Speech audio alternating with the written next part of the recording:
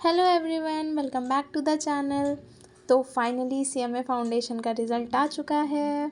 Congratulations to all who have cleared, well done, and to those who couldn't clear this time don't lose hope. ठीक है, जैसा मैंने लिखा है, courage to those who will rise again. ठीक है, strength to the fighters. ये सब चीज़ मैं आपको इसलिए बोल रही हूँ क्योंकि ऐसा नहीं है कि अगर आप एक एग्ज़ाम में फ़ेल हो गए तो आप पास नहीं हो सकते हो, या आप अपनी मोटिवेशन को लूज़ कर लेते हो कि यार फर्स्ट टाइम में नहीं हुआ, अब कैसे होगा, नहीं हुआ तो क्या होगा, मतलब अब कैसे करें, और अपने आप को इतना डिमोटिवेट कर लेते हो कि नेक्स्ट अटेम्प्ट के लिए आप प्रिपेयर ही नहीं कर पाते हो खुद को। तो every attempt is a progress, I must say. तो हमें उसी के साथ चलते रहना चाहिए। अगर ऐसा है कि इस बार नहीं होता अगली बार तो होगा ही। ठीक है, रोने धोने से कुछ नहीं होता। ठीक है, रो लोगे आज रो लो, पूरा दिन जितना रोना है आज रो लिए, और जितना शाम तक अभी तक रोना है रो लो। पर लेकिन you must have to focus on your goals. आपको कैसे क्लियर करना है एग्ज़ाम, कैसे क्या करना है, ये मैं आपको इस वीडियो के अंदर बताऊंगी। तो जो बच्चे क्लियर कर चुके हैं वो ये वीडियो स्किप कर सकते हैं, जो नहीं कर पाए हैं वो इस वीडियो में रुके। मैं उनको एकदम प्लानर एंड में बताने वाली हूँ। तो स्टार्ट करती हूँ मैं उस प्लानर के साथ। ठीक है, तो मस्ट वॉच वीडियो। ये रहा पूरा प्लानर मेरे पास, जैसा लिखा हुआ है सीएमए फाउंडेशन स्टडी प्लानर जून 2026 एक्सक्लूसिवली आप लोगों के लिए मैंने आज बैठ के बनाया पूरा। ठीक है, तो ये आज की डेट है, तो मैंने आज ही बनाया, तो आज की डेट ही डाली है। और आज से क्या, कल से आप पढ़ाई स्टार्ट करना। आज तो रो लो जितना रोना है। तो ये आज की डेट और लास्ट डेट एग्ज़ाम की मैंने अप्रॉक्स लगाया कि 9 तारीख तक हम अपना सिलेबस और रिवीजन कवर कर लेंगे। ठीक है, तो ये टोटल आवर है, स्टडी आवर्स, रिवीजन आवर्स। ठीक है, तो मैंने टोटल आवर को मतलब इक्वल हिस्सों में, मैंने इक्वली पार्ट में बांटा है। 608 आवर्स है हमारे पास। ठीक है, तो ये आपके 4 सब्जेक्ट है, business law, communication, financial cost accounting, business mathematics, statistic, business economic management. ये चारों सब्जेक्ट हम कैसे कंप्लीट करेंगे तो वो देखेंगे।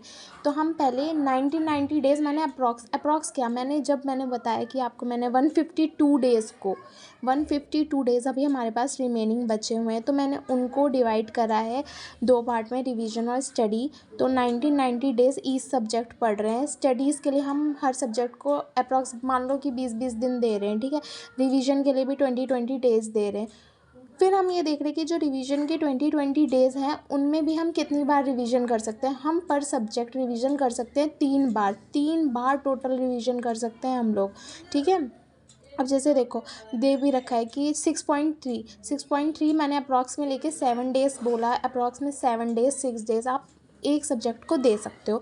तो ये इसलिए है। ठीक है, और यहाँ पे अभी दिखेगा एक्चुअल रिवीजन और leave in study, leave in revision, ये भी मैं आपको बताती हूँ।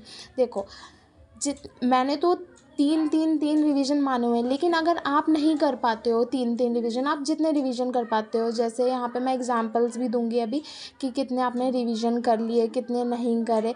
जैसे मानो कि आपने एक्चुअल रिवीजन करे हुए हैं 2 या 3 मतलब 2 रिवीजन आपने कर लिए। ठीक है, तो मैं वहाँ पे जो एक्चुअल रिवीजन वाला एरिया है वहाँ पे मैं लिख दूँगी 2। ठीक है, और फिर मतलब सब्जेक्ट वाइज जितने जितने हम रिवीजन कर लेंगे उस हिसाब से डालते रहेंगे। ठीक है, ये स्टैंडर्ड नंबर ऑफ़ रिवीजन है। ठीक है, ये जो 3 दिया है ये स्टैंडर्ड नंबर ऑफ़ रिवीजन्स है।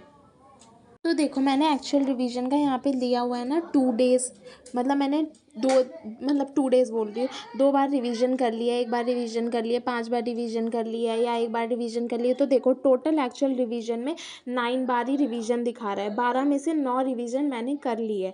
ठीक है, अब मुझे इसमें यह बताना है कि हमारी कितनी रिवीजन रह रही है, तो मैं उसका भी फॉर्मूला अभी आगे लगा के इसमें दे दूँगी इस PDF में ही।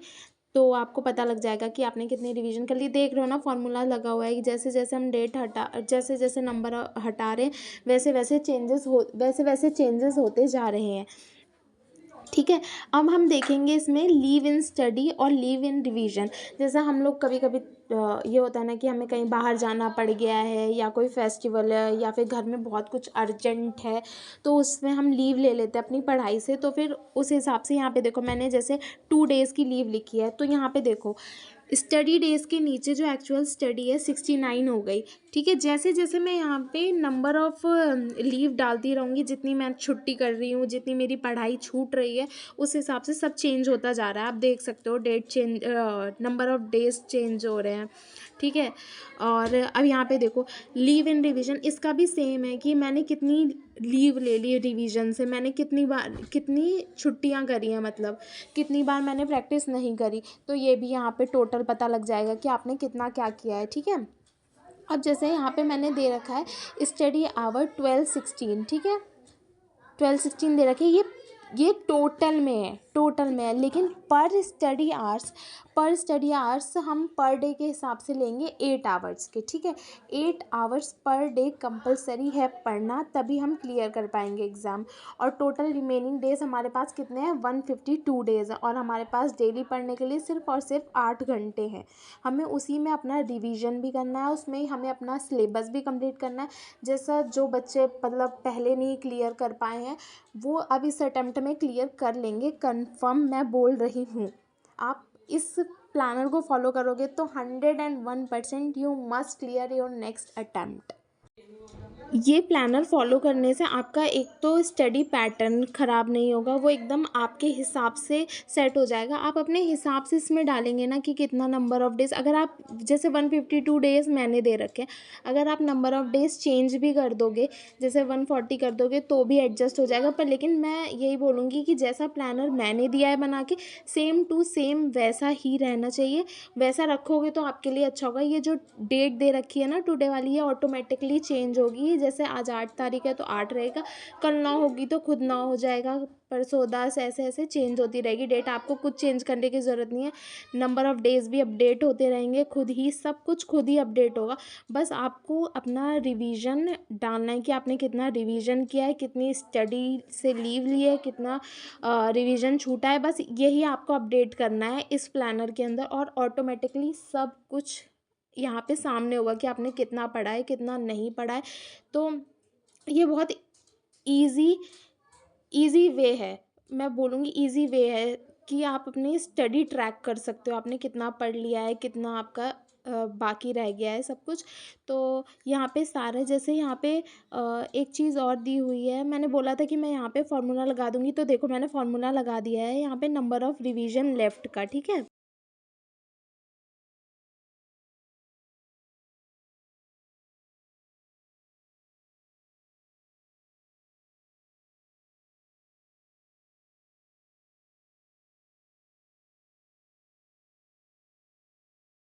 तो आप देख सकते हो जैसे मैंने यहाँ पे एक एग्जांपल भी दे रखा है कि आपको कैसे यहाँ पे नंबर ऑफ़ रिवीजन लेफ़्ट पता करना है। मैंने यहाँ भी फार्मूला लगा दिया है कि आप एक्चुअल रिवीजन में जितना भी अपना रिवीजन डालोगे वो खुद यहाँ पे माइनस होके आ जाएगी। तो ये फॉलो करो, आप पास हो जाओगे, डोंट वरी।